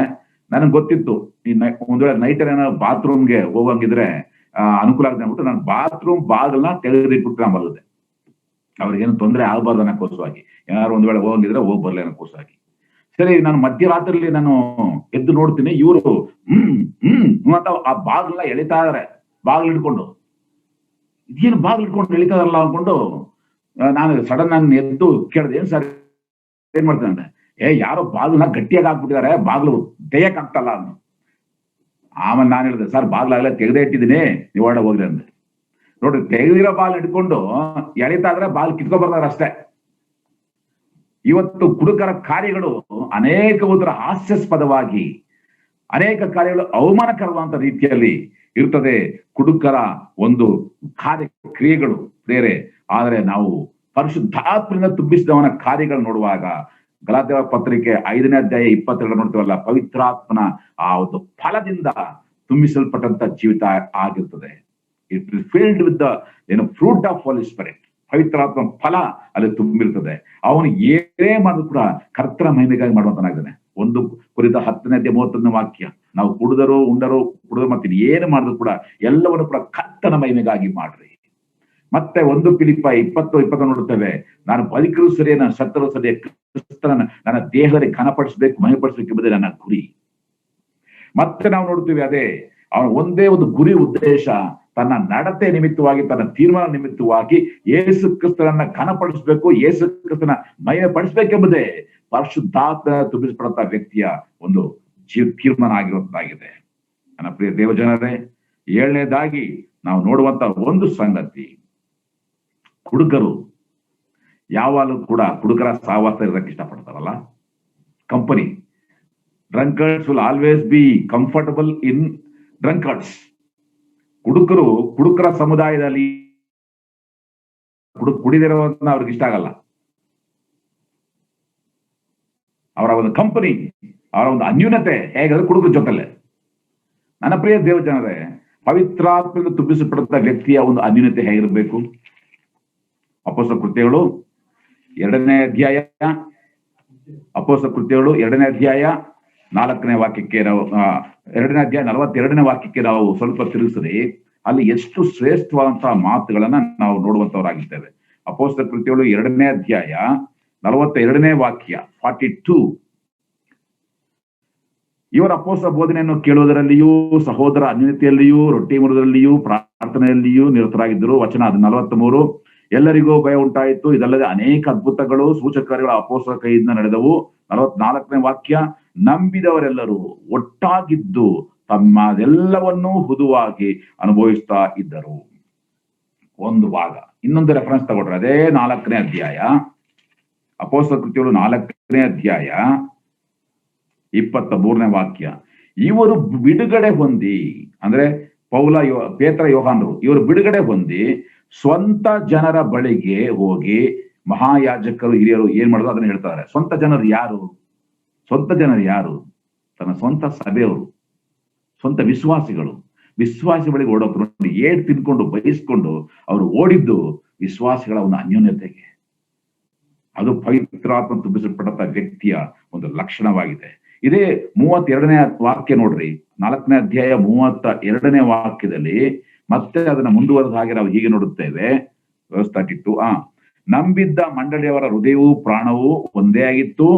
ಇದಲ್ಲದೆ ಒಬ್ಬನಾದ್ರೂ ತನಗಿದ್ದ ಆಸ್ತಿಯಲ್ಲಿ ಯಾವುದನ್ನು ಸ್ವಂತವಾದನ್ನು ಹೇಳಲಿಲ್ಲ, ಎಲ್ಲವೂ ಅವರಿಗೆ ಹುದುವಾಗಿತ್ತು. ಮತ್ತು ಕರ್ತನಾದ ಯೇಸು ಜೀವಂತನಾಗಿ ಎದ್ದು ಬಂದನೆಂಬುದಕ್ಕೆ ಅಪೊಸ್ತಲರು ಬಹು ಬಲವಾಗಿ ಸಾಕ್ಷಿ ಹೇಳುತ್ತಾ ಇದ್ದರು. ಬಹಳ ದಯವು ಅವರೆಲ್ಲರ ಮೇಲೆ ಇತ್ತು. 34ನೇ ವಾಕ್ಯ, ಅವರಲ್ಲಿ ಕೊರತೆ ಪಡುವನು ಒಬ್ಬನೂ ಇರಲಿಲ್ಲ, ಯಾಕಂದರೆ ಹೊಲ ಮನೆಯಲ್ಲಿದ್ದವರು ಅವುಗಳನ್ನು ಮಾರಿ ಬಂದ ಕ್ರಯವನ್ನು ತಂದು ಅಪೊಸ್ತಲರ ಪಾದಗಳ ಬಳಿಯಲ್ಲಿ ಇಡುತ್ತಿದ್ದರು. ಅದನ್ನು ಪ್ರತಿಯೊಬ್ಬನಿಗೆ ಅವನವನ ಅವಶ್ಯಕತೆ ತಕ್ಕಂತೆ ಹಂಚುತ್ತಿದ್ದರು. ಎಂತಹ ಶ್ರೇಷ್ಠವಂತ ಮಾತನ್ನ ನಾವು ನೋಡುತ್ತೇವೆ. ಇದು ಒಂದು ಅನ್ಯೂನ್ಯತೆ. ಈ always B in the fellowship of the believers. ನನ್ನ ಪ್ರಿಯ ದೇವ ಜನರೇ, 1 ನಿಮಿಷ ಆಲೋಚನೆ ಮಾಡಿ ನೋಡ್ರಿ. ಇವತ್ತು ನಿಜವಾಗಿ ಕೂಡ ಅಂತ ಅನ್ಯೂನತೆ ಇವತ್ತು ನಮ್ಮ ಸಭೆಗಳಲ್ಲಿ ಇದೆಯಾ? ಆಹಾ, ಸಹೋದರು ಒಂದಾಗಿರುತ್ತೆ, ಎಷ್ಟೋ ಒಳ್ಳೆಯದು, ಎಷ್ಟೋ ರಮ್ಯವಾದದ್ದು ಎಂಬುದಾಗಿ ಪದೇ ಪದೇ ಹೇಳ್ತಾರೆ. 133ನೇ ಕೀರ್ತನೆ. ಆ ನಿಜವಾದಂತಹ ಅನ್ಯೂನತೆ ಇದೆಯಾ? ಅಯ್ಯೋ, ನನ್ನ ಸಭೆಯಲ್ಲಿ ಇರ್ಬೇಕು, ಸಭೆಯವ್ರನ್ನ ಭೇಟಿ ಆಗ್ಬೇಕು, ಒಬ್ರಿಗೊಬ್ರು ಮಾತಾಡ್ಬೇಕು, ಒಬ್ಬರೊಬ್ರು ಕಷ್ಟ ಸುಖ ತಿಳ್ಕೋಬೇಕು, ಒಬ್ರಿಗೋಸ್ಕರ ಪ್ರಾರ್ಥನೆ ಮಾಡ್ಬೇಕು ಅಂತಕ್ಕಂಥ ಮನಸ್ಸು ಇವತ್ತು ನಮ್ಮಲ್ಲಿ ಇದೆಯಾ? ಎಷ್ಟೋ ಜನ ಸಭಾ ಹಿರಿಯರಿಗೆ ಒಬ್ರು ಕಂಡ್ರೆ ಒಬ್ಬರು ಆಗಲ್ಲ. ಸಭಾ ಕುಟುಂಬಗಳಲ್ಲಿ ಒಬ್ಬ ಸಹೋದರಿ ಮತ್ತೊಬ್ಬ ಸಹೋದರಿಗೆ ಆಗೋದಿಲ್ಲ, ಒಬ್ಬ ಸಹೋದರ ಮತ್ತೊಬ್ಬ ಸಹೋದರನ ಆಗೋದಿಲ್ಲ. ಎಷ್ಟ್ರ ಮಟ್ಟಿಗೆ ಅಂತಂದ್ರೆ ಚರ್ಚ್ ಮುಗಿದ ತಕ್ಷಣ ಅಲ್ಲಿ ಕೊನೆಯ ಪ್ರಾರ್ಥನೆ ಕೂಡ ಎಷ್ಟೋ ಜನ ಇರಲ್ಲ. ಕೊನೆಯ ಪ್ರಾರ್ಥನೆ ಅರ್ಧ ಜನ ಆಗ್ಲೇ ಹೊರಟ್ಬಿಟ್ಟಿರ್ತಾರೆ. ಯಾಕಂದ್ರೆ ಅವ್ರ ಕೈ ಇರಕ್ಕಾಗಲ್ಲ, ಅಲ್ಲಿ ಬೇಕಾಗಿಲ್ಲ ಅವ್ರಿಗೆ. ಇದ್ದೇ ತಾನೇ ಬೇರೆಯವ್ರ ಮಾತಾಡ್ಬೇಕು. ಹಂಗಾಗಿ ಕೊನೆಯ ಪ್ರಾರ್ಥನೆ ಆಗೋದು ಆ ಟೈಮಲ್ಲಿ ಎದ್ದೋಗ್ಬಿಟ್ರೆ ಇದು ನಮ್ಮ ಸಹೋದರ ಸಭೆಗಳ ಅನ್ಯೂನ್ಯತೆಯ ಲಕ್ಷಣ. ಇದು ಪವಿತ್ರಾತ್ಮದ ತುಂಬಿಸಲ್ಪಟ್ಟಂತಹ ವಿಶ್ವಾಸಿಗಳ ಲಕ್ಷಣ ಎಂಬುದಾಗಿ ಹೇಳ್ತೀವಲ್ಲ. ನಿಜವಾಗಿ ಕೂಡ ನಮಗೆ ನಾಚಿಕೆ ಆಗ್ಬೇಕು ಪ್ರೇರ. ದಯವಿಟ್ಟು 7 ಸಂಗತಿಗಳಲ್ಲಿ ಇವತ್ತು ನಮ್ಮನ್ನು ನಾವು ಪರೀಕ್ಷೆ ಮಾಡಿಕೊಳ್ಳೋಣ. ಮೊದಲನೇದಾಗಿ, ಕುಡುಕನಿಗೆ ಆ ಒಂದು ಸುಖದ ಅನುಭವ ಇದೆ. ವಿಶ್ವಾಸಿಗೆ, ಒಬ್ಬ ಪವಿತ್ರ ತುಳಿಸಲ್ಪಟ್ಟವನಿಗೆ ಆತ್ಮಿಕವಂತ ಆನಂದ ಇರಲೇಬೇಕು. ಎರಡನೇದಾಗಿ, ಒಬ್ಬ ಕುಡುಕನ ಮುಖ ಅವನ ಕುಡುಕತನವನ್ನ ತೋರಿಸ್ಕೊಡ್ತದೆ. ಅದೇ ರೀತಿಯಾಗಿ ಇವತ್ತು ನಮ್ಮ ಮುಖ ನಾವು ನಿಜವಾಗಿ ಕೂಡ ಪವಿತ್ರಾತ್ಮ ತುಂಬಿಸಲ್ಪಟ್ಟಿದ್ದೇವೆ ಎಂಬುದಕ್ಕೆ ಗುರುತಾಗಿರಬೇಕು. ಕುಡುಕನ ಒಂದು ಜೀವಿತ, ಅವನ ಒಂದು ಸ್ಮೆಲ್, ಅವನ ಒಂದು ವಾಸನೆ ನಿಮಿತ್ತವಾಗಿ ಅದು ಅಸಹ್ಯವಾಗಿ ಹೊರಬರ್ತದೆ. ಆದರೆ ವಿಶ್ವಾಸ ಜೀವಿತ ಮತ್ತೊಬ್ಬರನ್ನ ಆಕರ್ಷಿಸುವಂತಹ ಜೀವಿತವಾಗಿ ಇರಬೇಕಾಗಿದೆ. ಅಂತ ಸುವಾಸನೆ ಕೊಡುವಂತಹ ಜೀವಿತ ನಮ್ಮದಾಗಿರಬೇಕು. 4ನೇದಾಗಿ, ಕುಡುಕನ ಜೀವಿತ, ಅವನ ನಡೆ ಸರಿಯಾಗಿರೋದಿಲ್ಲ, ಎಲ್ಲ ಬಲಹೀನವಾಗಿ ಎದ್ದುವ ನಡೆಯುವಂತವನಾಗಿದ್ದಾನೆ. ಆದರೆ ವಿಶ್ವಾಸಿ ಆತ್ಮದ ತುಂಬಿಸಬಾರದು. ವಿಶ್ವಾಸ ಜೀವಿತ ಸ್ಥಿರವಾಗಿ, ಅವನ ನಡೆ ಸ್ಪಷ್ಟವಾಗಿರಬೇಕು, ಸ್ಥಿರವಾಗಿರಬೇಕು. ಕುಡುಕನ ಜೀವಿತ, ಅವನ ಮಾತುಗಳು ತೊದಲ್ತವೆ, ಅವನ ಮಾತುಗಳ ಸಂಬಂಧಗಳು ಅಂತ ಮಾತುಗಳನ್ನ ಆಡ್ತಾನೆ. ಆದ್ರೆ ಪವಿತ್ರ ತುಂಬಿಸಬಾರದು ವಿಶ್ವಾಸಿ, ಅವನ ಮಾತು ಹೌದಂದ್ರೆ ಹೌದು, ಅಲ್ಲ ಅಂದ್ರೆ ಅಲ್ಲ. ಮಾತು ತಪ್ಪುವುದಿಲ್ಲ, ಅವನು ಮಾತು ದೃಢತೆ ಇದೆ. ಆ ರೀತಿಯಾಗಿ ಜೀವಿಸುವಂತಹ ವ್ಯಕ್ತಿ ಅವನಾಗಿರುತ್ತಾನೆ. 6ನೇದಾಗಿ, ಕುಡುಕನ ಜೀವಿತ, ಅದು ಅವನ ಕಾರ್ಯಗಳಲ್ಲಿ ನಿಯಂತ್ರಣ ಇರೋದಿಲ್ಲ. ಆದ್ರೆ ಪವಿತ್ರಾತ್ಮ ತುಂಬಿಸಲ್ಪಟ್ಟ ವ್ಯಕ್ತಿಯ ಜೀವಿತ, ಅವನ ಎಲ್ಲಾ ಕಾರ್ಯಗಳಲ್ಲಿ ನಿಯಂತ್ರಣ ಇದೆ ಮತ್ತು ಅವನು ಪವಿತ್ರಾತ್ಮ ಫಲ ಅವನಲ್ಲಿ ಎದ್ದು ಕಾಣುವಂತದ್ದಾಗಿದೆ. ಕೊನೆಯದಾಗಿ, ಆ ಒಂದು ಕುಡುಕನ ಜೀವಿತ, ಅದು ಅವನು ಕುಡುಕರ ಅನ್ಯೂನ್ಯತೆಯೇ ಇರುವುದಕ್ಕೆ ಬಯಸ್ತಾನೆ. ಅದೇ ರೀತಿಯಾಗಿ ಒಬ್ಬ ವಿಶ್ವಾಸಿ ಆತ್ಮ ತುಂಬಿಸಲ್ಪಟ್ಟ ವ್ಯಕ್ತಿ ವಿಶ್ವಾಸಿಗಳ ಅನ್ಯೂನ್ಯತೆ ಇರುವುದಕ್ಕೆ ಬಯಸುವಂತನಾಗಿರ್ಬೇಕು. ಕೊನೆಯದಾಗಿ ನನ್ನ ಪ್ರಿಯ ದೇವಜನರೇ, ಹಾಗಾದ್ರೆ ನಾವು ಹೇಗೆ ಆತ್ಮದಿಂದ ತುಂಬಿಸಲ್ಪಡುವಂಥದ್ದು? How can I filled with the Holy Spirit? How can I filled with the Holy Spirit? ಮೊದಲನೇದಾಗಿ, ನಮ್ಮಲ್ಲಿರ್ತಕ್ಕಂಥ ಹೋಲಸುಗಳನ್ನು ತೆಗೆದುಹಾಕ್ರಿ. ನಾವು ಇದೇ 4ನೇ ಅಧ್ಯಾಯ ಎಫೆಸರ ಪತ್ರಿಕೆ, 5ನೇ ಅಧ್ಯಾಯ ಎಫೆಸರ ಪತ್ರಿಕೆ ನೀವು ಓದುವಾಗ ಅನೇಕ ಸಂಗತಿಗಳು ಇವತ್ತು ನಮ್ಮಲ್ಲಿ ತುಂಬಿದೆ. ಅನೇಕ ಹೊಲಸು ಸಂಗತಿಗಳು ಇವತ್ತು ನಮ್ಮಲ್ಲಿ ತುಂಬಿರುವಾಗ ನಾವು ಪವಿತ್ರಾತ್ಮದಿಂದ ತುಂಬಿಸಲ್ಪಡುವುದಕ್ಕೆ ಸಾಧ್ಯನೇ ಇಲ್ಲ. ಮೊದಲು ಅದನ್ನ ತೆಗೆದಾಕ್ರಿ. 4ನೇ ಅಧ್ಯಾಯ 22ನೇ ವಾಕ್ಯ ನಾವು ನೋಡುತ್ತೇವೆ, ನಿಮ್ಮ ಹಿಂದಿನ ನಡತೆಯನ್ನ ಅನುಸರಿಸಬೇಡ್ರಿ, ತೆಗೆದುಹಾಕ್ರಿ. 25ನೇ ವಾಕ್ಯ, ಸುಳ್ಳಾಡಬೇಡ್ರಿ. 26ನೇ ವಾಕ್ಯ, ಕೋಪ ಮಾಡಿಕೊಳ್ಳಬೇಡ್ರಿ, ಕೋಪ ಮಾಡಿದ್ರೆ ಪಾಪ ಮಾಡಬೇಡ್ರಿ. 28ನೇ ವಾಕ್ಯ, ಕಳತನ ಮಾಡಬೇಡ್ರಿ, ಅದ್ರಲ್ಲಿ ಕೂಡ ಚರ್ಚೆ ಹಣಕ್ಕೆ ಕೈ ಹಾಕ್ಬೇಡ್ರಿ. 29ನೇ ವಾಕ್ಯ, ನೀವು ಬಾಯೊಳಗೆ ಯಾವ ಕೆಟ್ಟ ಮಾತು ಬರಬಾರ್ದು. 5ನೇ ಅಧ್ಯಾಯ 3ನೇ ವಾಕ್ಯ, ಜಾರತ್ವ ಇರಬಾರ್ದು. ಇಂತಹ ಹೋಲಸುಗಳನ್ನ ಮೊದಲು ತೆಗೆದಾಕ್ರಿ, ಶುದ್ಧೀಕರಣ ಮಾಡಿಕೊಡ್ರಿ. First step.